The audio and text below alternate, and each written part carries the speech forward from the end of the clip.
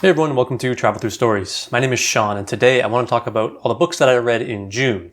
In June, I read 5 books, and most of my month was spent on 2 very long books, or at least one exceptionally long book and then one relatively long book. Before we get going though, I do want to note that in the month of August, Seth from Waste Mailing List and myself will be hosting a group read of Carlos Fuentes' massive book, Terra Nostra. So if you're interested in joining us reading that, it's just an informal reading group where we're hosting it over on Discord. If you're interested in joining us, just check the description down below where I'll have links to both Seth's channels and the Discord. But alright, let's talk about these books. I'm going to try to be as brief as possible in this video because 2 of the books I've already done a review of, and one of them I'm working on a review of right now, so I'm going to try to go through them as quick as possible. But first, let's start with how I spent most of my month was by reading Edoardo Albinati's The Catholic School, which is almost 1,300 pages.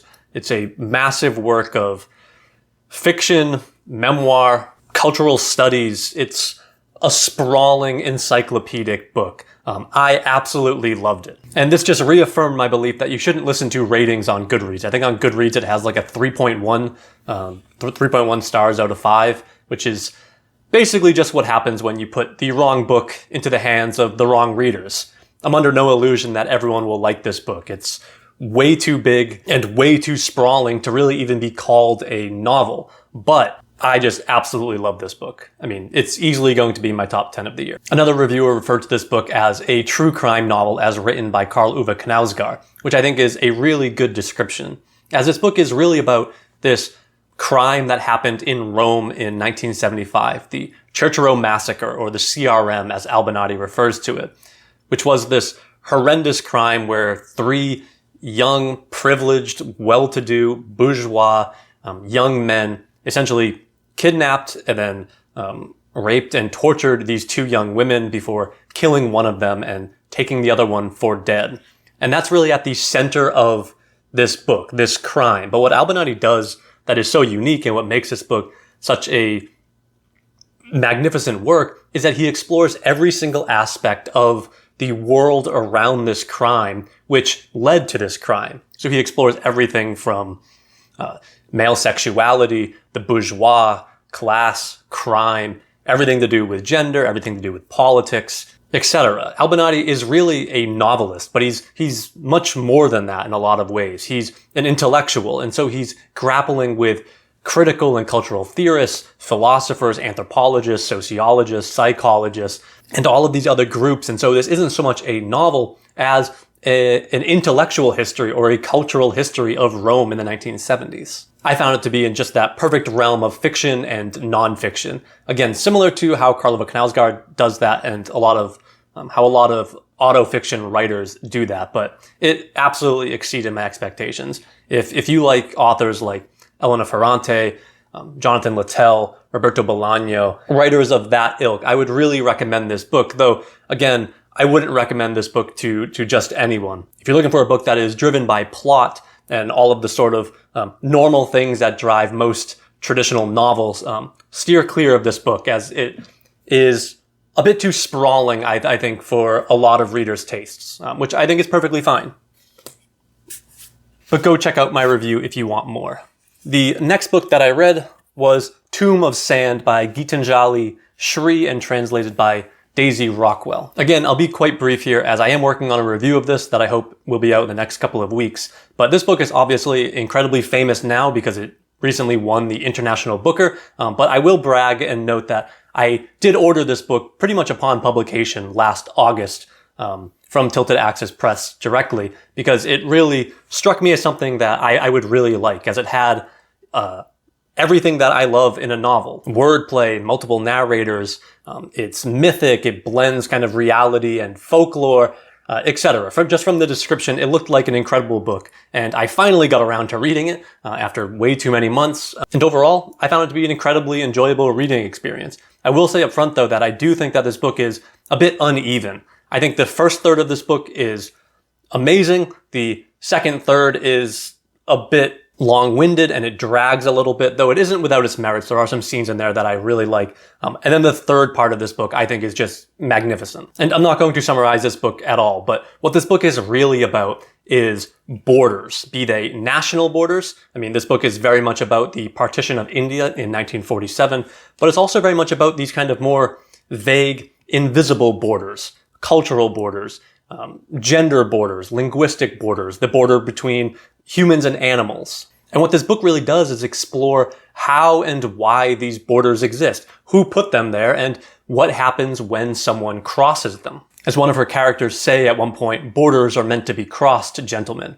And so reading this book in translation was actually very cool, because this book is very much about translation in the Latin sense of to carry something across. And Rockwell does a really exceptional job in the translation. And I know it's weird to say that a translation was good or bad when you don't read the original language. But the reason I feel comfortable saying that the translation is so exceptional is that this book is so full of just linguistic wordplay and rhythmic sentences that I can only imagine how difficult it was to carry all of this across from Shree's original Hindi into English, and not only retain a lot of that, but more importantly, create it into something new. Each sentence is such a joy to read, as they're all playful and witty and smart and also light, but they carry with them some pretty profound meaning. And for me, this is where this book shines, is in its linguistic playfulness. I'll resist reading extracts now, as I do that plenty in my full review coming up,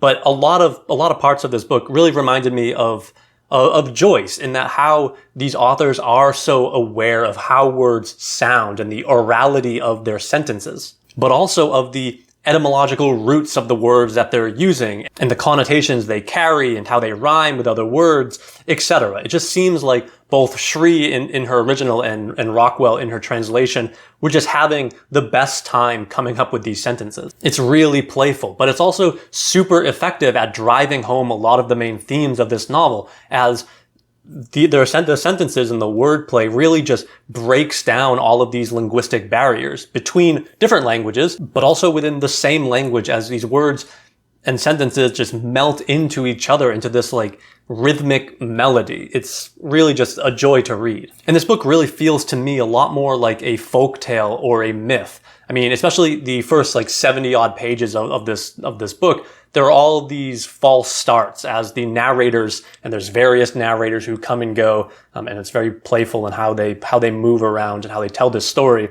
But they give us all of these false starts as they kind of ease us into the story and then pull us back out, and then ease us back into it and pull us back out. And I think this will turn off a lot of readers, but as someone who reads a lot of like medieval poetry and epic poetry, well, it just reminded me a lot of the kind of oral storytelling tradition. And yeah, so while this novel is very much grounded in history, again, it's very much about the partition of India, it also seems almost timeless in the way that myths and folklore and folk tales do. And I think all of this is quite bold, and I think it worked exceptionally well in this book, and I'll talk more about all of that in my review. I will reiterate here, though, again, that I do think parts of this book did lag. Again, I think the middle section of this book lagged quite a bit, though again, it isn't without its own merits.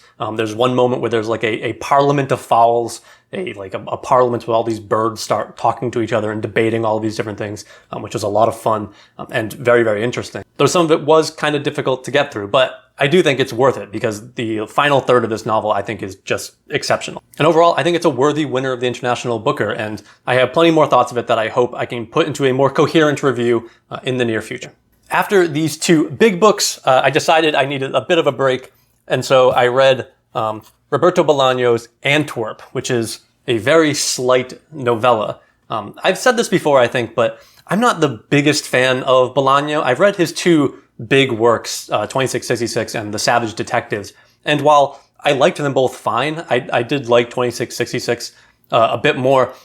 There was just something that just never really clicked with me with Bolaño. I didn't like it as much as I expected to like them. But I always hear people talk about how much they love Bolaño, so I didn't want to just give up on him. So I decided to try out his shortest work, which also happens to be his earliest. I think he wrote this when he was like 27 or 28, even though it wasn't published until I think 2002. And Bolaño famously said of this book that it's the only novel that he ever wrote that doesn't embarrass him. And I enjoyed it a lot. I read it all in a single sitting, and it really felt to me like 2666 just distilled into 76 pages. Like 2666, this book is pretty much impossible to summarize. It's incredibly fragmentary.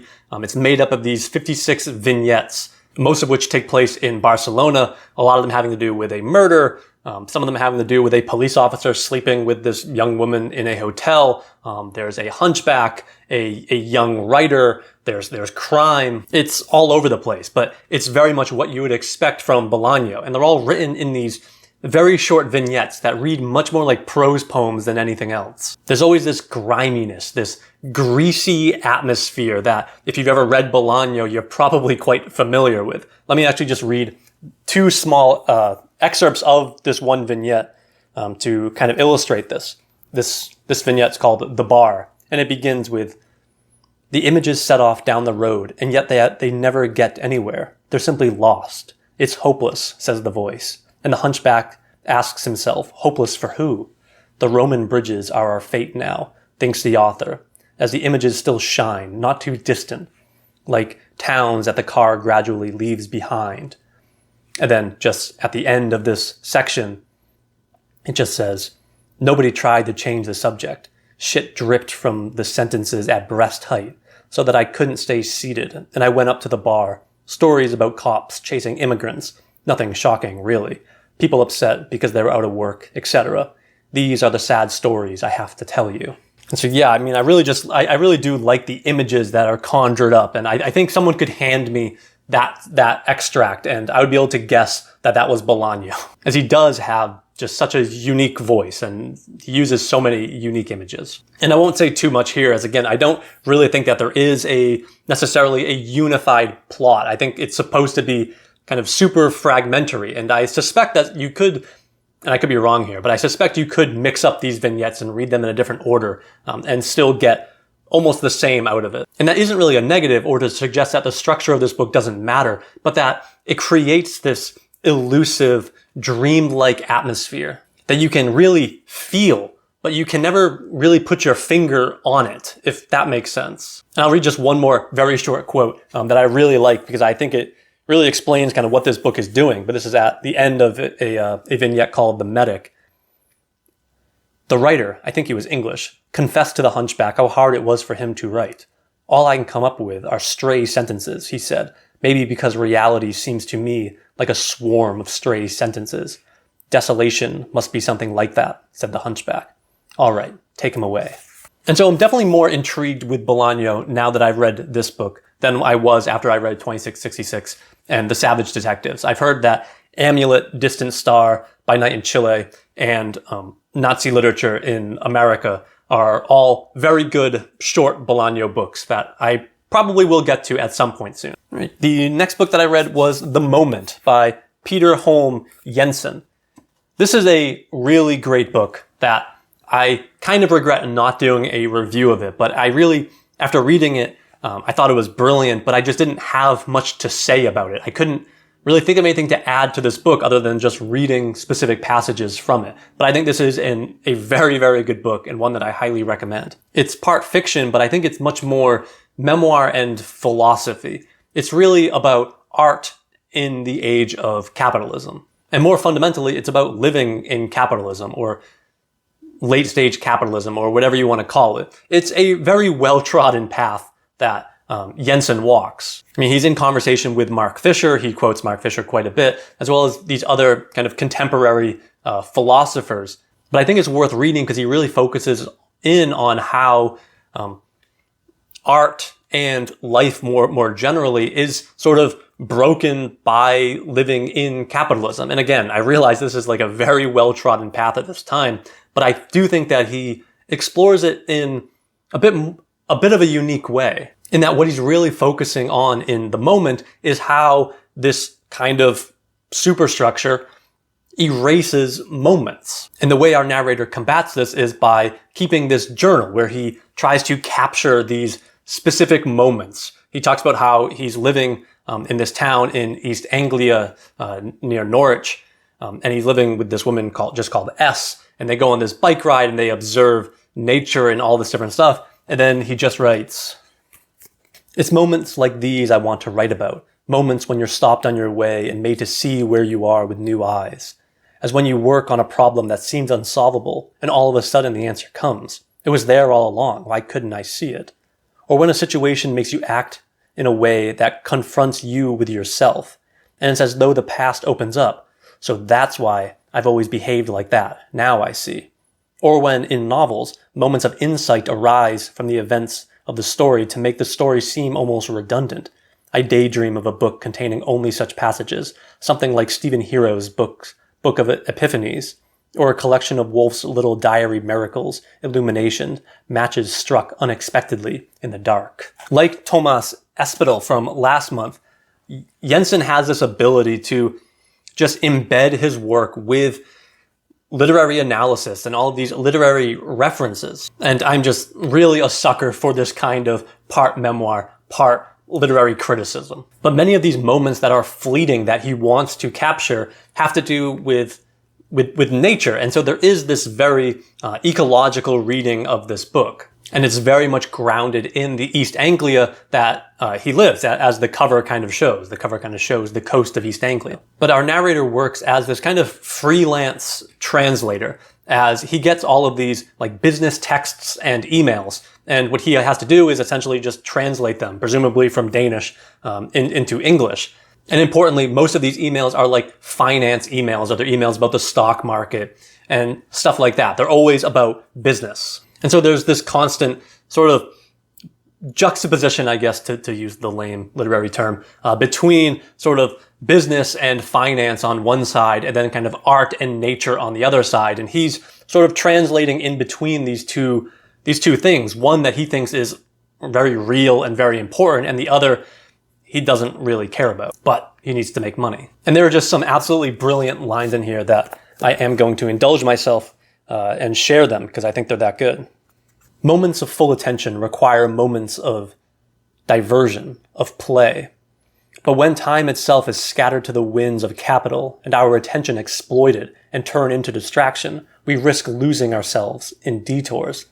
Our play is more and more commodified along paths set for us by systems that control our behavior, new and interesting until you see they lead nowhere. And what's left but uncreative boredom when manufactured novelty ceases to fascinate, when the new sinks back into sameness and we've all seen through it. How do we recover ourselves? And just one more, because again, I really just think it's worth sharing. Time has been harnessed and sped up. We're pulled along, almost ahead of ourselves, or left behind. The corporate colonization of the world is an assault not only on nature, but also on time. It captures us in its own time, which is no time at all, but a constant deferral. It exploits the present for profit. We're sold the latest innovation, the thing that matters the most this instant, only to be shown something that matters even more the next. We're told it's in our interest to expose our private lives to business because it'll save us time, give us immediate access to whatever we want. Isn't part of the reason for the success of social media that it holds out a false moment to us and uses our desires to grasp for it? The more impatiently we reach for it, the further the moment withdraws. It's always bigger than us. How better to profit from it than to create a parody of meaningful time that appeals to our basest desires? I mean, that's just brilliant. I really think that the moment is worth checking out. I do sort of regret not doing a full review of it because I would like more people to read this book. It really stayed with me. I mean, it's relatively short. It's over 200 pages, but the words are quite big and there's a lot of white space. But even though it's quite short, I mean, I think about this book most days since I've finished reading it. All right. And then the last book that I read is Lapvona by Ottessa Moshfegh. This is a book that I've already done a full review of, so again, I'll be quite brief here. I liked this book. I enjoyed the experience of reading it, but I am really under no illusion that this is a great work or that it's something new that we've never seen before. As a medievalist, I found it to be quite interesting for how it uses medievalism and how it takes place in this indescript medieval kingdom and uses that world as a way to get at our own world. And I particularly like the discussions in this book around religion, which is something I didn't really touch on in my review. But this book really explores the sort of blind faith that a lot of medieval people had in Christianity. And what she's really doing is connecting that sort of blind faith with some of the blind faiths that modern people have in these large superstructures, right, to use the Marxist term, these large institutions and social forces, and how a lot of this can be destructive when we never take a step back and begin to question why we have so much faith in these. This book is also incredibly grimy, and it deals a lot with the grotesque and these